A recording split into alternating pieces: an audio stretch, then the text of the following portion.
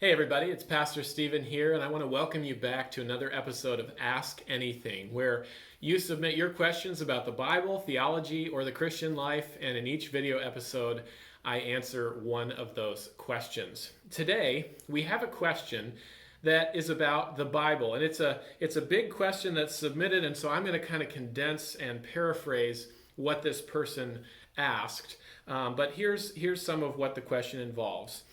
Why do Christians follow the Bible? The Bible is a collection of works by numerous authors, most notably Paul the Apostle in the New Testament. There are many other books and letters that circulated around the time of these writings, but they were not included in the final version of the Bible. So why not look at all the different Gospels, not just the biblical four?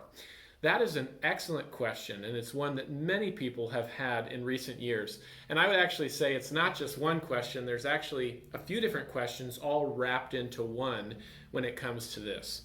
A few of the questions are, number one, how was the New Testament formed? How did it come together that we had this particular collection of books in our Bibles? Number two, why was it that certain books were included in the New Testament and other books were excluded from the New Testament?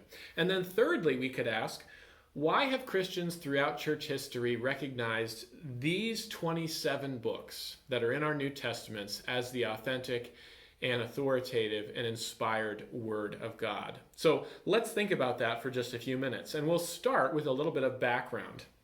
In the earliest years of the church, we should recognize that in those first years, there was not an official canon or an official list of books that made up the New Testament. And part of the reason that was the case is because in those first years, much of the New Testament was still being written. In those early years, Matthew, Mark, Luke, and John were still writing their gospel accounts. In those first years of the church, the apostles Paul and Peter were still writing letters to these early churches. And all of these writings that were circulating around were what would eventually become and make up what we know today as the New Testament. But what was it that led to the formation of this New Testament? What was it that led to the formation of a canon or a list of books? We should say that the word canon simply means the official list of books that are recognized as part of the New Testament. The word canon is actually an ancient word that just means reed or stalk, and it was used to a stick that could be used to measure something. And so when we use the word canon to refer to the New Testament, we're talking about that official list or that official grouping of books that is recognized as part of the New Testament.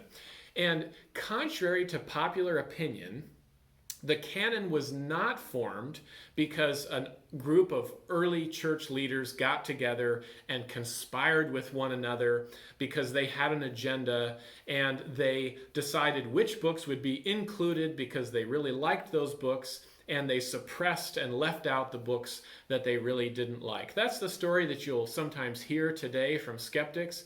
Unfortunately, it's just not consistent with the historical facts.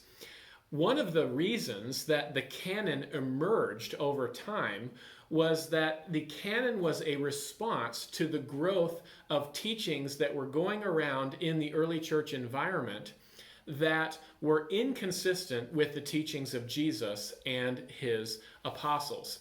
In the decades following the ascension of Jesus, in the decades and the centuries following the emergence of the church, there was the emergence of religious groups and religious sects that claimed to have some kind of connection to Jesus, but that ultimately taught things that were foreign to the teachings of Jesus and the teachings of his apostles. One example of this would be a group like the Gnostics. The Gnostics were a group that sometimes claimed to know something about Jesus, but many of the things that they taught were wildly inconsistent with things Jesus taught and the things that his apostles taught. And so as these foreign teachings, these heretical groups began to emerge in the decades and the centuries following the ascension of Jesus, the early church recognized that they needed to develop a list or a canon of books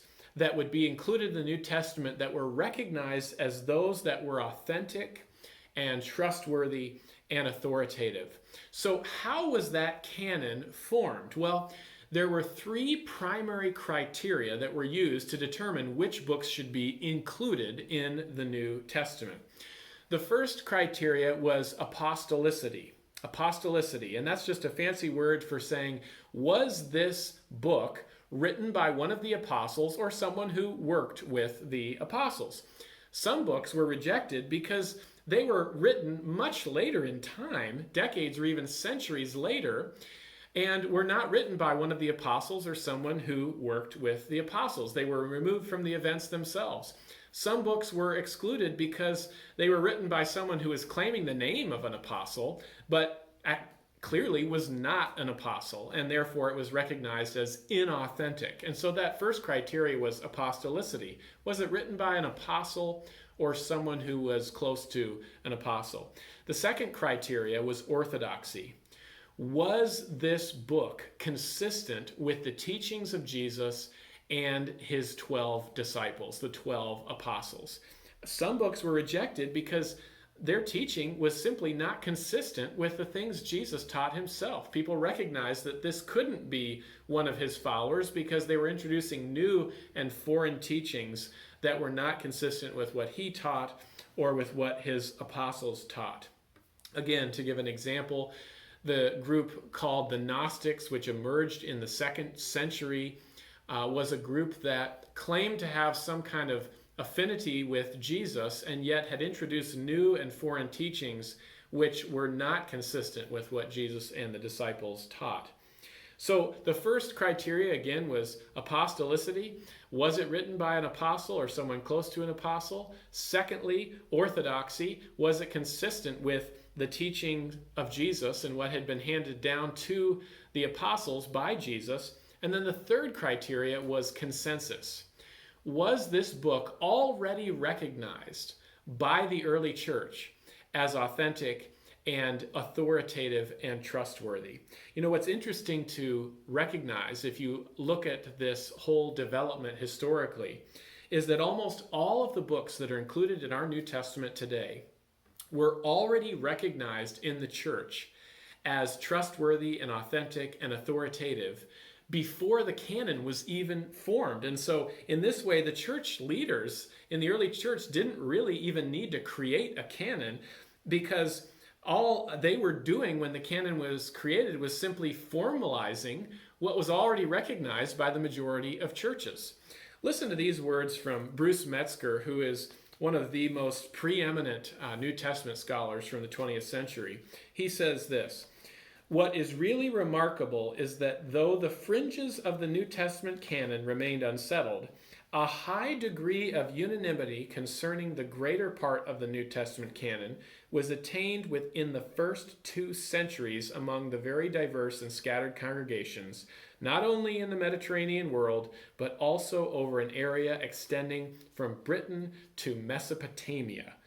That's pretty astounding. And Metzger goes on to say this. He says, "In the most basic sense, neither individuals nor councils created the canon. Instead, they came to recognize and acknowledge the self-authenticating quality of these writings, which imposed themselves as canonical upon the church."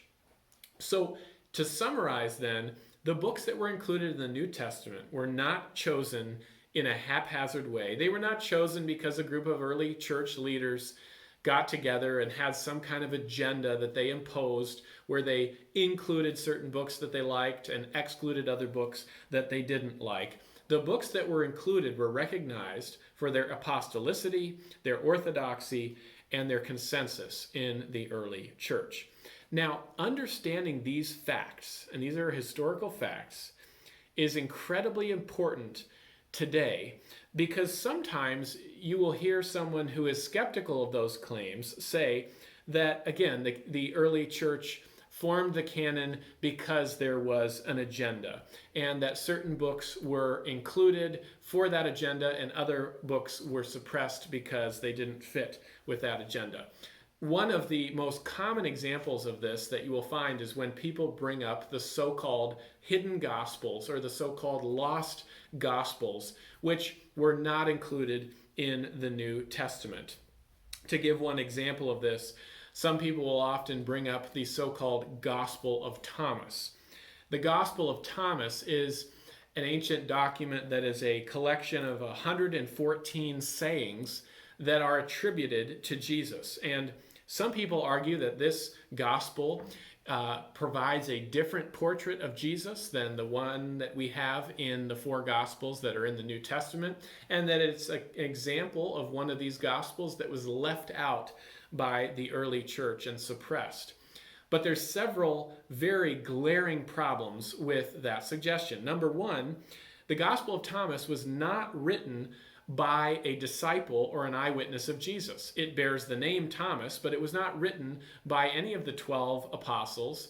And we know that because it was written much, much later in time. It was written around the year 200 AD, which was more than a century after the other Gospels were written, more than a century after the lifetime of the eyewitnesses, the apostles who knew Jesus and walked with Jesus and talked with Jesus. So it was not only not written by an eyewitness, but it was written much later in time, and it reflected Gnostic teaching, the teaching of this later group called the Gnostics, which people recognized was not consistent with the teaching of Jesus or with his apostles. And so it's easy to see why the Gospel of Thomas was not included in the New Testament, because the early church recognized very quickly this was not authentic, it was not trustworthy, it was not authoritative, and therefore shouldn't be included in the canon. It didn't pass the test of apostolicity and orthodoxy and consensus. A second example that sometimes gets brought up is the Gospel of Judas.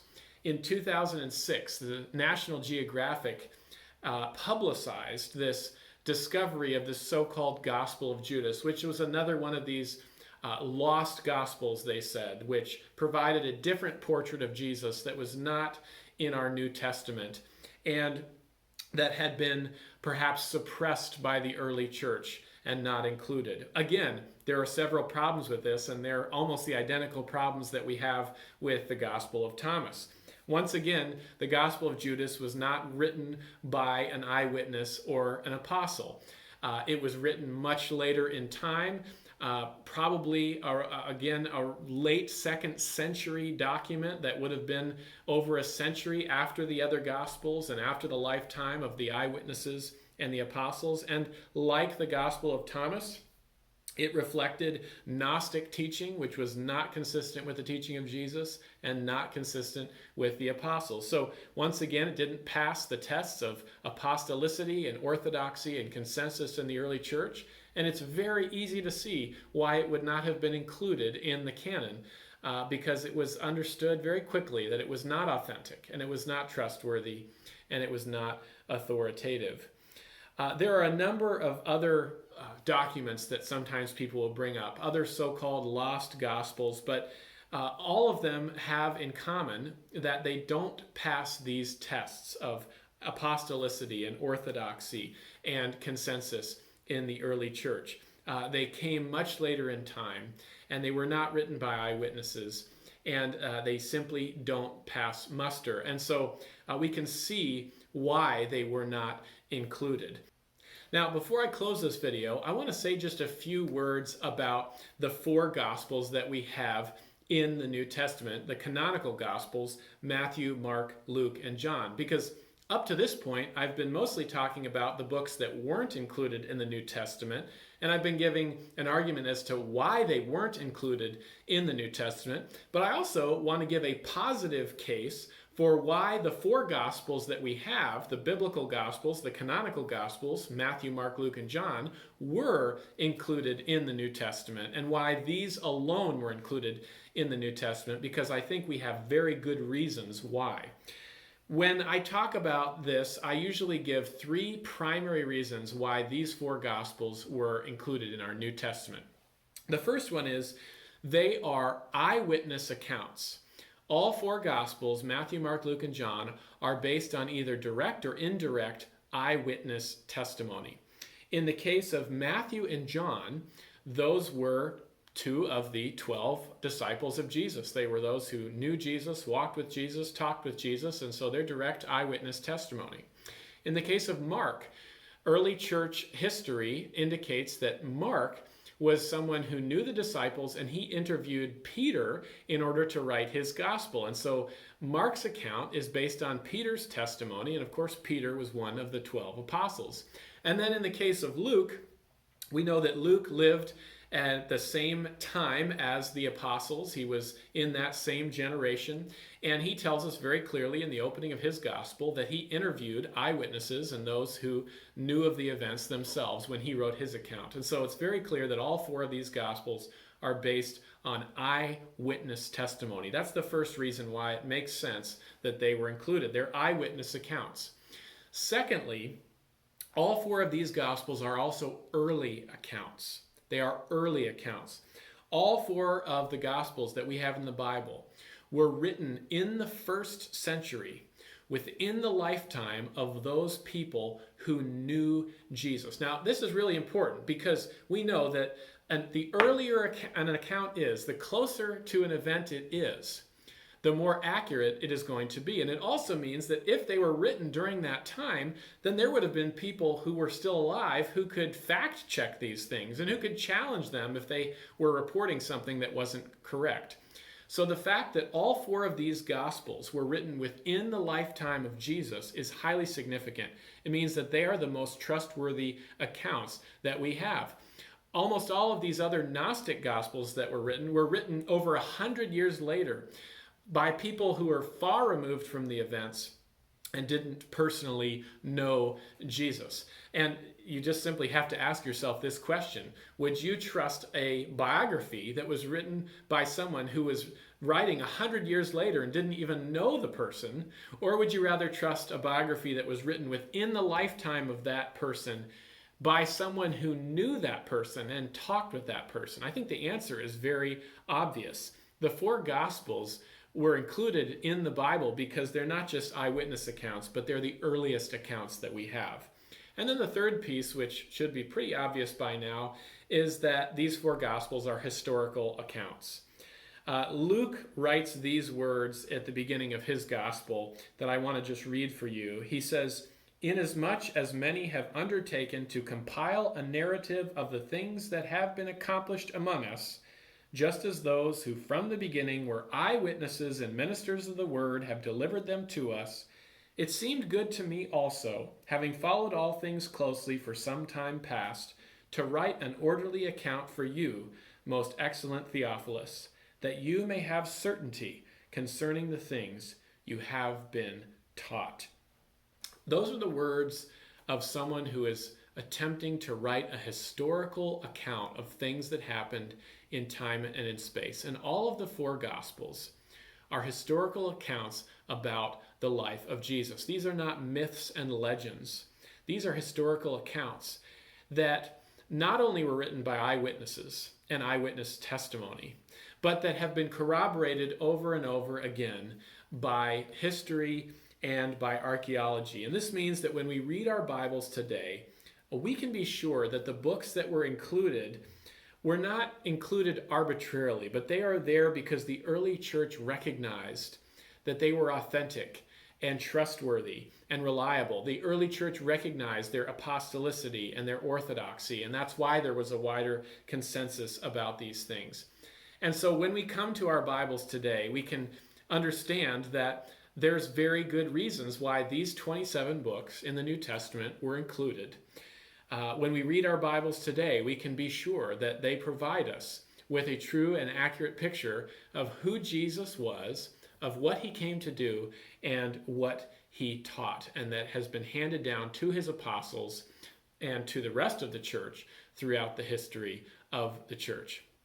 I hope this video has been helpful to you in understanding and having a better idea of how the New Testament came together and why we can trust the canonical 27 books of the New Testament. And I look forward to joining you next time. You can continue to submit your questions by emailing them to me at askanything@highviewepc.org, and we'll see you next time.